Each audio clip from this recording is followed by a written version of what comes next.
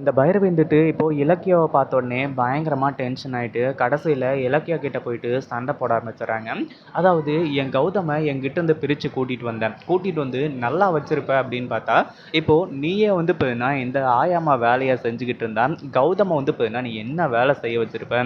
அவன் எந்த கன்ஸ்ட்ரக்ஷன் அதாவது எந்த பில்டிங்ல வந்து போனா செங்கல் தூக்கிட்டு இருக்கான்? எங்க வந்து போனா இப்போ வந்து அவன் வேலை செஞ்சு கஷ்டப்பட்டுட்டு இருக்கான்?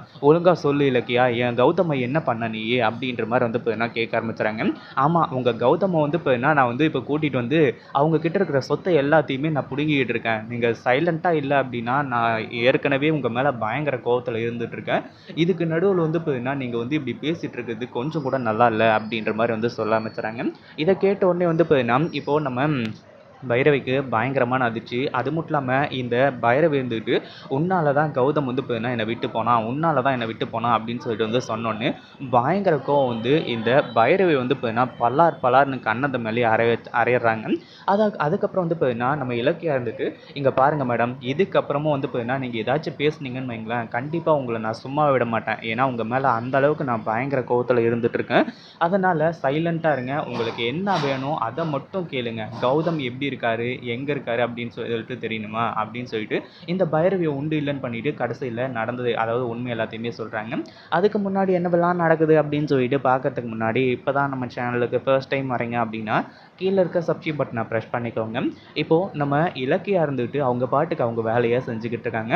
நம்ம கௌதமும் இப்போ ஃபோன் பண்ணி ரொம்ப நல்ல விஷயத்த சொல்கிறாங்க. அதாவது நமக்கு பார்ட்னர்ஷிப் கிடைச்சாச்சு, இந்த ஒரு பார்ட்னர்ஷிப் மூலிமா இன்னும் ஒரு மாதத்துக்குள்ளே நான் எப்படி வந்து இப்போனா க்ரோ ஆகிறான்னு மட்டும் பாரு அப்படின்ற மாதிரி வந்து சொல்லி ரொம்பவே சந்தோஷமாக ஒரு செய்தியை சொல்லிட்டு இருக்காங்க.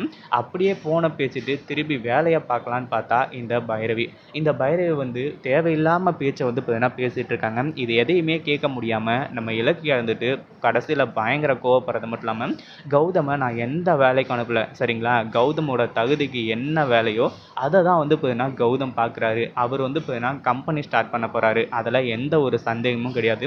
நீங்கள்லாம் வந்து பார்த்தீங்கன்னா கைவிட்டால் கௌதம் வந்து பார்த்தீங்கன்னா தரம் தாழ்ந்து போயிடுவாருன்னு சொல்லிட்டு வந்து நினச்சிங்களா அப்படின்னு சொல்லிட்டு இந்த பைரவியை உண்டு இல்லைன்னு பண்ணிட்டு இருக்காங்க. ஒரு பக்கம் பைரவி வந்து பார்த்தீங்கன்னா என்ன சொல்லிட்டு இருக்க இலக்கியா, கௌதம் கிட்ட இப்போ எந்த பணமும் இல்லை, அவன் எப்படி வந்து பார்த்தீங்கன்னா இப்போது பிஸ்னஸ் ஸ்டார்ட் பண்ணுறான் அப்படின்னு கேட்கும்போது கடைசியில் வந்து பார்த்தீங்கன்னா இலக்கியா இருந்துட்டு அதை பற்றிலாம் உங்களுக்கு கவலையே வேண்டாம், நான் வந்து பார்த்தீங்கன்னா இங்கே கஷ்டப்படுறேன் அப்படின்னா இந்த மாதத்துக்கான வருமானம் எனக்கு இது இருந்தால் தான் என்னால் கௌதமை நல்லபடியாக பார்த்துக்க முடியும், சாப்பாட்டுக்கு எல்லாத்துக்குமே பார்த்துக்க முடியும். ஆனால் கௌதம் வந்து பார்த்தீங்கன்னா கண்டிப்பாக ஒரு நாள் இல்லை ஒரு நாள் பெரிய ஆளாக வருவார், அதை அவங்களால தடுக்க முடியாது அப்படின்ற மாதிரி வந்து சொல்லிடுறாங்க.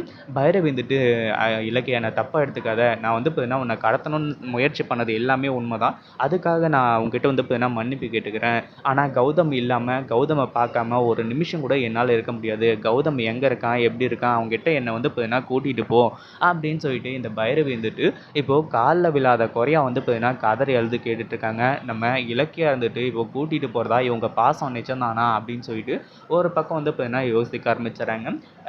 அதுக்கு இதை பற்றி நீங்கள் என்ன நினைக்கிறீங்க? அந்த வீடியோ பிடிச்சிருந்தா லைக் பண்ணுங்கள், ஷேர் பண்ணுங்கள்.